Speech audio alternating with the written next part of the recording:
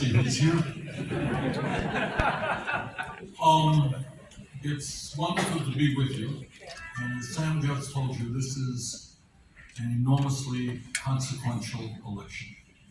The reason I am in Oshkosh this afternoon, we'll be in Madison this evening, was in Pennsylvania the last few days, and all over the country, is I suspect that in battleground states like Wisconsin, the election will be decided by a relatively few thousand votes.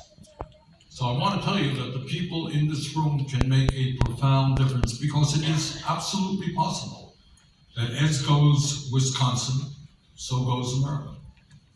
As goes America, so goes the world. So you got the world on your shoulders. I don't want to get you too nervous, but what you do can have a profound impact upon this country, the future of America, and in fact, the whole world. So I would hope very much that it's not just words. You know, just dragging out your friends. There are people out there who are not sure they're going to vote. Bring them out.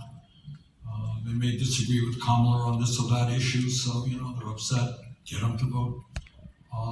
But if each of you brings out 2 or 3 more people, it could literally impact the results here in Wisconsin, and that could mean the difference between Kamala winning or losing. And when people talk about what this campaign is about, I think you don't have to do much more than take a look at what happened in Madison Square Garden last night. Did some of you pay attention? It was disgusting. Look, we are a democracy. People can disagree on issues. I have my views, you may have your views, others have their views. But I can tell you that for the last many, many decades, a lot of people in this country have been trying to do their best, Democrats, Republicans, independents, to try to overcome the deep-seated bigotry, which we have always had. Other countries have always had, you know, tribalism. I'm a different color than you, I'm a different religion than you, I'm supposed to hate you, you know. And we have struggled. We have struggled in this country since the inception of America. And we have come a long way, and we should be proud of that. I will tell you, when I was a kid, if anyone ever told me we would elect a black person to be president of the United States, nobody would have believed it. But we overcame racism, and we elected a black president. And if anybody had told me that there would be a woman running on several occasions for president of the United States, honestly, 3 or 4 decades ago, people said, that's not true. When I was mayor of the city of Burlington back in the 80s, we had 0 women in the police department, which was true for most police departments. Police work was not women's work. Being in the military was not women's work. Being a carpenter, a welder was not women's work. Being a doctor, in many cases, not women's work. But what has happened over all of those years is good people struggle to break down barriers. Then you turn on the TV last night, and you see not people disagreeing with Kamala Harris, that's fine. Disagree with her all you want. But going after her because she is a black woman, really? Do we need that kind of vulgar racism and sexism in the year 2024? Anti-Semitic remarks being made, anti-Latino remarks being made. So people want to know, we just asked by the media a moment ago, what is the difference in this election? What's America going to look like if Trump wins or if Kamala wins? You saw it last night. It's a question of whether we bring our people together, we have civil discourse. You disagree with me, so what? That's democracy. But we don't have to hate each other because of the color of our skin or where we were born. So when anyone tells you what this election is about, that's one reason of why Kamala Harris has got to be elected president of the United States. But there are more reasons than that. Because if the United States, the largest economy on earth, gives up and does not move toward energy efficiency and sustainable energy, the transformation of our energy systems, China will do the same, so will Europe, and that's it. And what we will expect to see in years to come is warmer and warmer temperatures, more extreme weather disturbances, massive types of destruction, and God only knows. And I speak as the grandfather of 7 kids, what kind of planet the younger generation. So if you have doubts about this election and why it's important for you to come out and vote, think about climate change. Donald Trump, for the first time in the history of this country, tried to prevent a peaceful transformation of political power. You all know, I don't have to go into great detail. He lost the election, and yet he refused to leave office, fomented an insurrection, and hundreds of police officers were hurt, people died. We do not need, again, we can disagree on issues, but we do not need to have a president who has spent years undermining faith in American democracy and in fact tried to illegally keep himself in power. And I speak not just to the people in this room, I expect would not be here if they were not sympathetic to what I'm saying and Kamala saying. I want to speak to the people in Wisconsin who have dead hats. They may disagree with Kamala and me on the issues. I get it, and that's fine. But I would ask you to think about for a moment why it happens that Trump's former vice president, Mike Pence, the guy who was at his side, closest to him, for 4 years, Mike Pence is not supporting Donald Trump for president.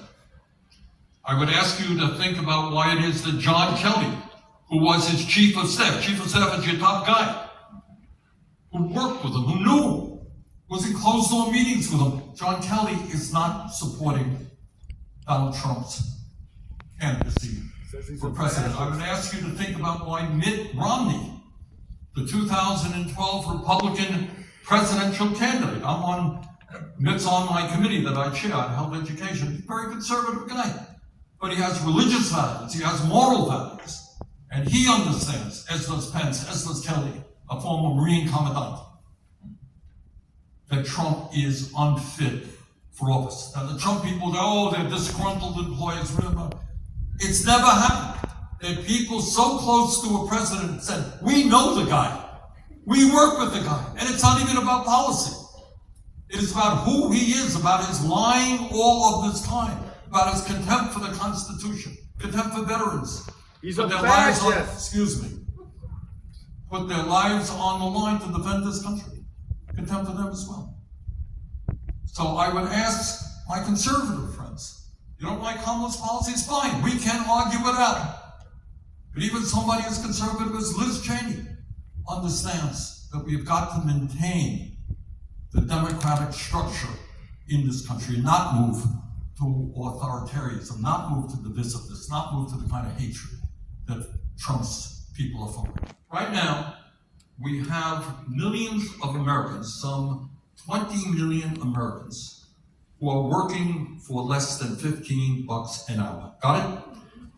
And I was in Texas a few weeks ago, and I said to the guy who was with me, I said, there's nobody in Texas really working for your $7.25 minimum wage, is there? Oh, yes, there is. All right, but it's not people just working for the federal minimum wage of $7. It's people working for $9 an hour, $12 an hour, $13 an hour. And I don't care whether you live in rural Wisconsin or Los Angeles or New York City, nobody can live on $12 or $13 an hour.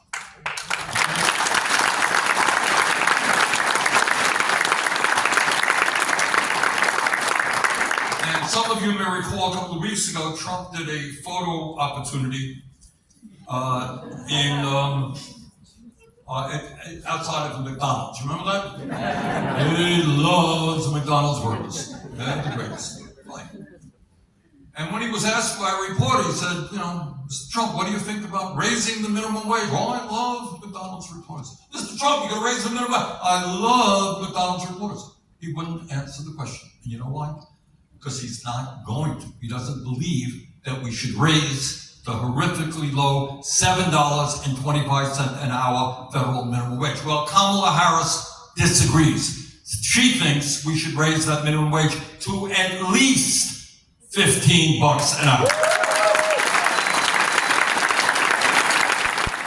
I find it a little bit weird that in a highly competitive global economy, when we need the best educated, best trained workforce in the world, that students are going deeply into debt for the crime of getting a higher education.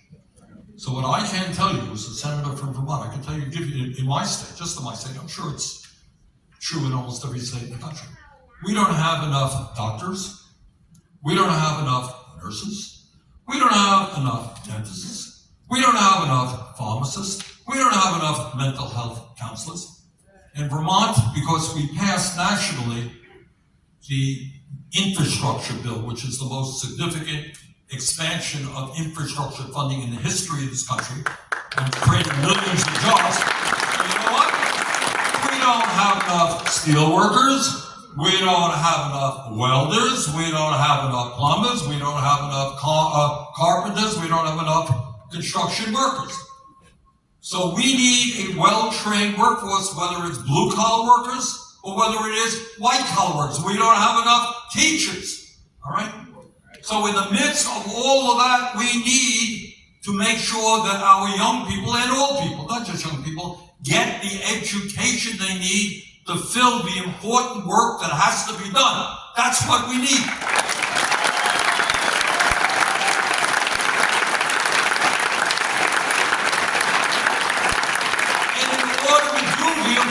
Work that this country desperately needs, you should not have to go $50,000 or $100,000 in debt.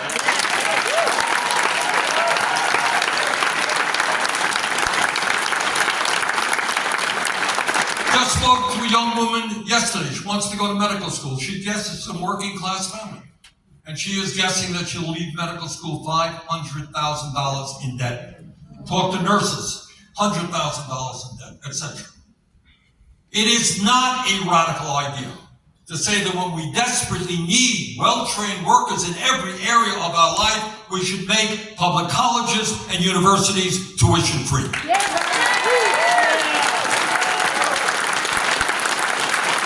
an economic perspective, so important. From a democracy perspective, so important. From a women's right, from a climate change perspective. Do everything you can, and you can make a difference, really. Now you got a few hundred people in this room, you go out and bring 200 or 300 other people out, it makes a difference in an election which could be so very close. So I'm asking you to do that, but I'm also asking you to understand that the day after Kamala wins this thing, the struggle is over.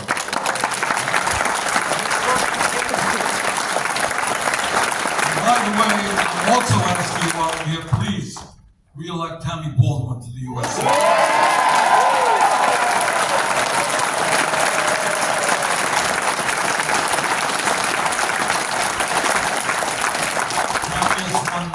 Outstanding members on our committee fighting for veterans' rights, fighting for lower cost prescription drugs, fighting for a healthcare system that works for all of us.